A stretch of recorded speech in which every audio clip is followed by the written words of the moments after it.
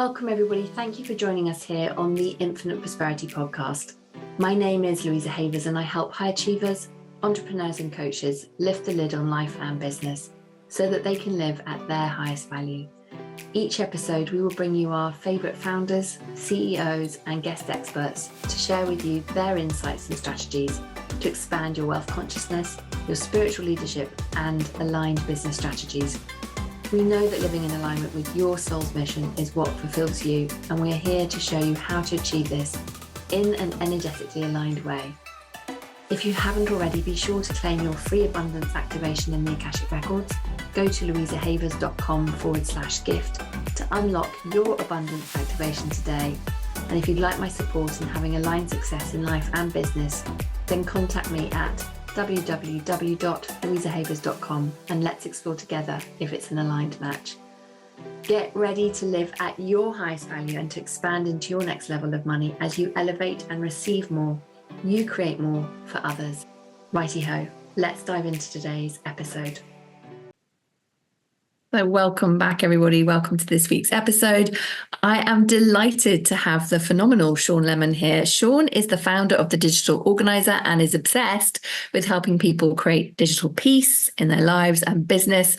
And after 7 years at the Apple Store teaching people how to use their tech, Shawn Lemon started The Digital Organizer, a business focused on transforming digital chaos into order through experiential learning. Oh, Shawn, we've been waiting for you.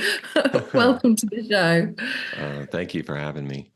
I'm so delighted. And I think that everybody probably needs you in their life. So I know you mentioned that, you've been working in the Apple Store, teaching people how to use their tech.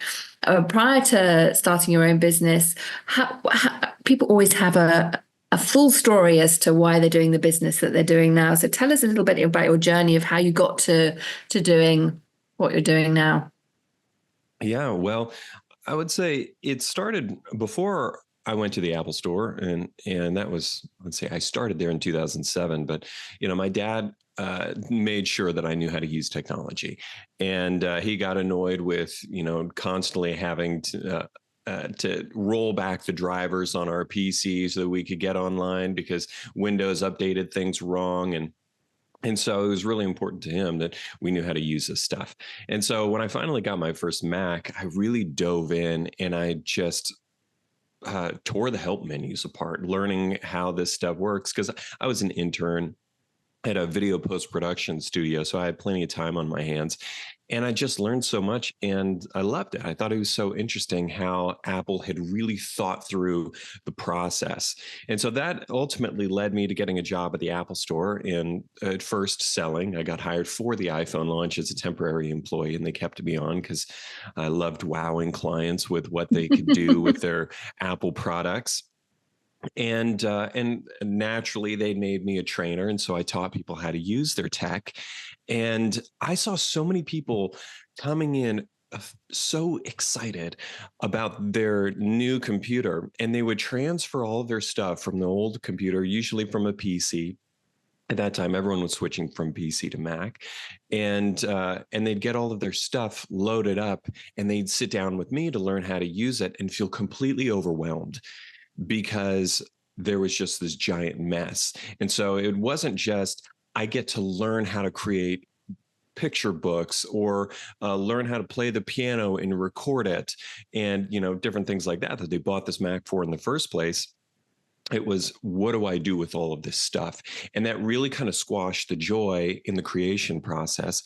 And so I kind of took it on myself to help a lot of these people out, figuring out how do we detangle this stuff. And it wasn't a good format for it because we're there to teach in a 50-minute session. And sometimes the messes take longer to clean up. So I decided to go off on my own and create this because tech people, they just want to make sure your computer is running well, but they don't want to touch your data or figure out how you should organize yourself. And so I said, let me go out and do it.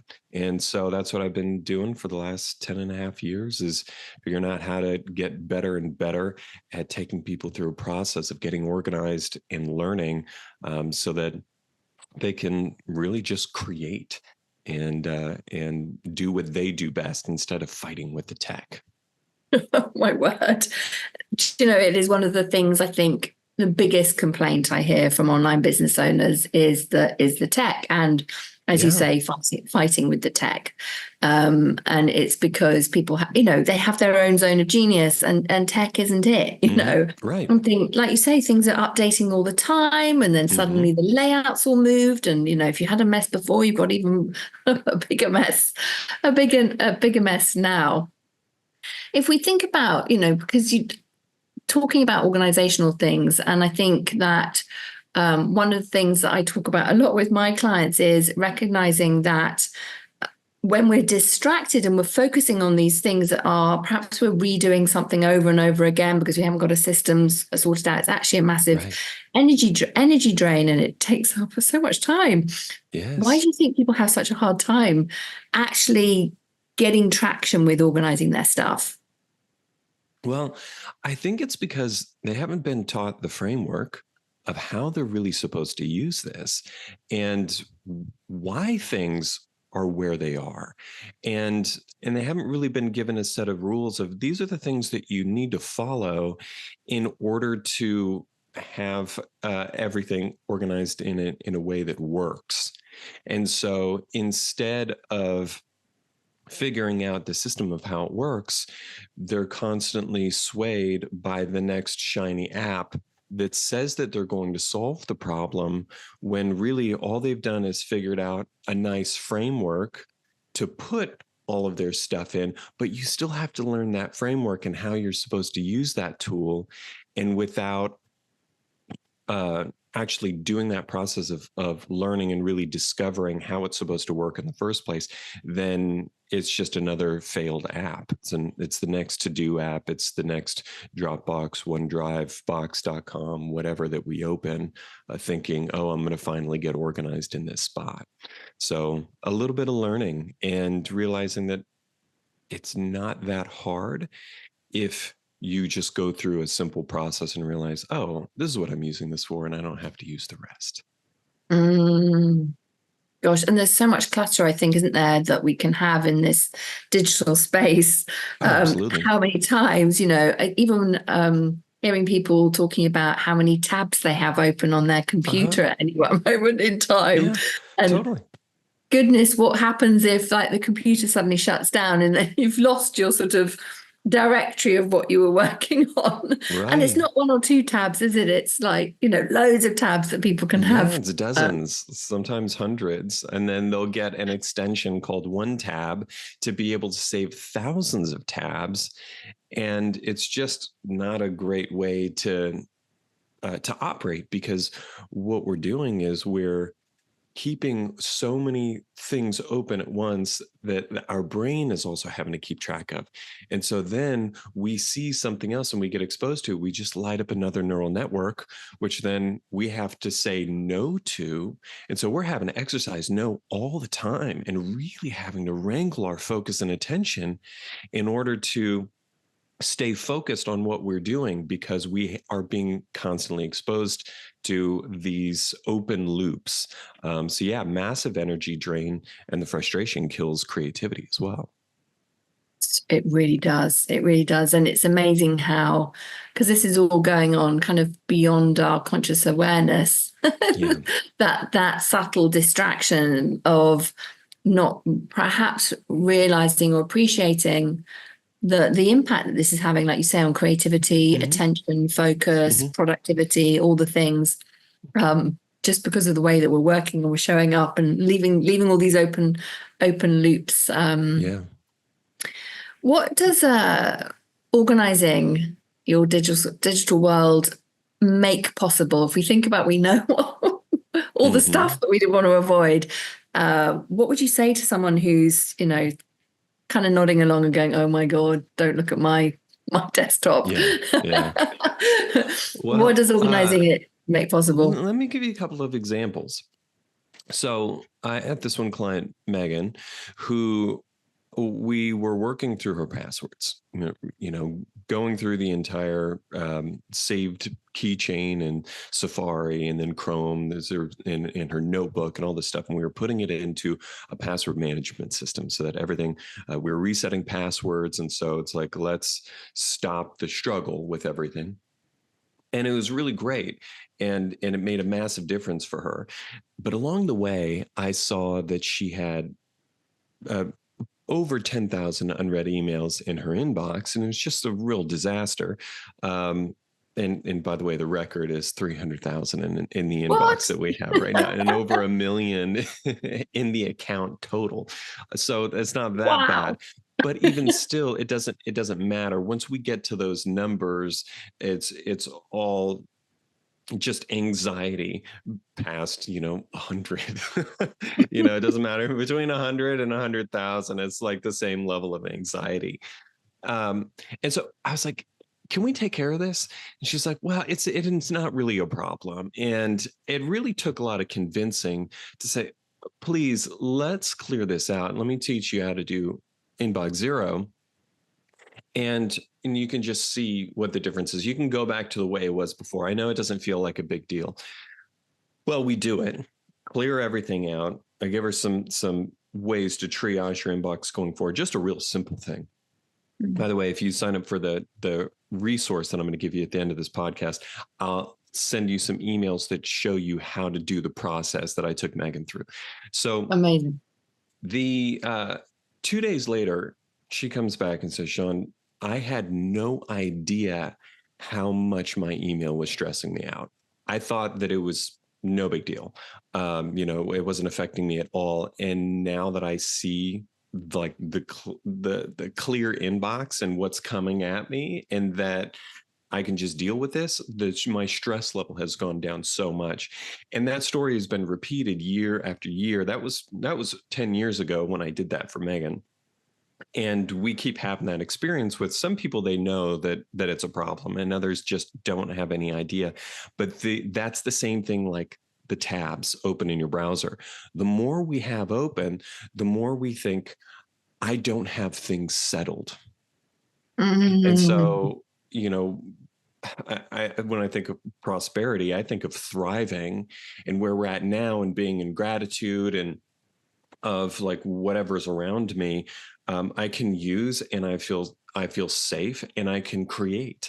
And, when we have all of this stuff just unsettled and not knowing if it's done, that's a huge source of anxiety. So, and then just not being able to find what you're looking for. I mean, things can be so much more efficient, but that's just email. Passwords are huge as well. I can keep going, but the main thing is the confidence of knowing that you have what you need to get done taken care of. Or if it's not taken care of, it's clear what you need to do. And you get that when you've got a good project management system or task management system. You got that when you have a clear inbox and you know what you're going to work on and where to find it. And you're not duplicating work when you have a good filing system. So true. So true. And I think as business owners, all business owners will recognize this. As you're growing the business, at some point you're going to become the bottleneck in the growth of your business. And these hacks and techniques that you can take with you for the rest of your life can really help you to streamline it. And when you're becoming that bottleneck before that next piece, is being able to really navigate that much more efficiently. So that bit is not so stressful. Often it happens before people hire. They need to actually hire the next person and take a look at, what's going on. But I really hear you in relation to that, being able to have systems and processes set up so that you're not having to kind of be thinking about those all the time. You just are implementing and you know exactly where things are. Does it take loads of time to create this incredible process? Or do you have some magic to speed it all up? Yeah, it's a simple process of going in order and realizing that we don't tackle cleaning every room in the house all at once. So we we go through a process of finding all the things that need to be taken care of. So if you got, cups in your house, or you may have left some stuff around, well, we should probably first start by gathering all the things that go back in the kitchen. Or if the toys have been strewn all over the house because you have a toddler like I do, then you go and start picking them up and putting them in the right spot. So it's realizing that we can go through this process of consolidating things first, and then from there we can sort them. And then from there, that helps us realize what we need and what we don't, what's relevant and what's not. So we can start archiving some stuff and putting it's like the 80-20 rule. 80% of what we've got, we don't use daily. And that we don't really need to focus as organizing that as well as we do the 20%. So now we've only got a small set of files that we really need to prioritize organizing right now. And then we can create a structure around that. And then from there, we can figure out how we need to name our files so that it's easier to search for them, or we can just stumble through our filing system. So as long as we're going in order, it's a lot of yes, no questions. Do I need to keep this? Do I need to delete it? Let me just go and get everything, pull it together. So it's a much less stressful, streamlined process that makes it really quick to get everything together. That makes so much sense. And I can really see the benefit of, I imagine your clients must save hours of time once after they've worked with you, literally, because but all those 5 minutes, 10 minutes of faffing around trying to find things, they all add up when you're doing that day in, day out. Especially when you're working with other people. And it's like for the people who are listening to this, if you're aspiring to hit 6 figures or getting up there into the 7 figures, then what we're looking at is trying to utilize other people as contractors to help us. And so if you want to hire a contractor to do a process for you, and you don't give them the process, you don't give them the system, they're going to do whatever makes sense to them. And so they may be good at designing a beautiful Instagram post, but they may not, and usually are not good at naming those files in a way that you can recognize them and storing them in any sort of format that you can easily get to them. And you probably don't own the stuff that they're creating because you're not using the right type of folders. And so if we come in and say, oh, I get this, I've been given this baseline knowledge to say, oh, these are the types of folders that I should use, and this is kind of my process of creating, I can give that process to a VA. I can give it to a social media manager, outsourced wherever you want, and they can just run it. And it's so much more simple, and you're not the bottleneck anymore. Whereas everything comes to a halt because you can't find what you need because you don't really know how this stuff works in the first place. Oh, music to everybody's ears, I think. What would you say then as we are kind of bringing this all together? Because I think this is huge piece of foundational business structure that everybody needs to pay attention to, even if it's the boring day-to-day stuff, isn't it? The organizational stuff that typically creatives just don't want to pay attention to. Right. and this is where we need teams, because people who have the genius like yourself to be able to really sort this out for everybody. What would you say are the 3 tips perhaps then that entrepreneurs who are growing to 6 figures, multi-6 figures, 7 figures could start to implement straight away to get some peace back in their life? Yeah, I would say number 1, let's have you download my file organization guide, because it gives you way more than we can cover in this podcast. And so it's going to take you through my framework of getting organized with your files, from consolidating everything to naming and your sharing strategy. And so there's videos paired up with that as well. So go get that as a resource, because that's going to give you a whole bunch of tips. But I think the biggest thing is realizing that there is no app that's going to magically solve the problem, and that it is going to take a little bit of learning on the front end. But that time that you spend learning how to use this app, learning how to make a good file structure and use just one of them for your primary place, and you can still have all the others. because people might need to interact with you with Dropbox and OneDrive, but use Google Drive primarily. So realize that there's no magic wand, but learning it is going to give you the skill that you can thrive in all of the different platforms. So take a little bit more time on the front end, even though it can feel a little tedious. Relax into the process and just know that this is work. Right now, you're trying to bring in revenue. You're trying to do all the things, and it feels like work is working with your clients. It feels like work is doing the next thing for the sale. But this is also work as well, of realizing that we have to build a functioning workshop so that we can get the things done well. And that is seriously good time spent. Absolutely. So I guess those are two things. Let's see. The third tip I would say would be hire an assistant sooner than you're comfortable doing. So find someone good. If they don't work out well and they don't have batteries included, so to speak, politely thank them for their time and move in another direction and try and find somebody else who can really pull some stuff off your plate, because nothing increases your capacity like adding someone to your team who's got skills that you don't have. But be prepared to give them a system to run, at least in the beginning, until they prove that they have a good system that's compatible with you, and then they can build on that. Top advice, Shawn. Thank you so, so much. This has just been incredible. So much packed in. I can't believe it. It's fabulous. So you mentioned about the freebie that people can download, and we'll pop the link in the show notes for everyone. Where do you hang out? Where's your favorite place to hang out? Where can people come and find you on social media? I'm on LinkedIn mostly.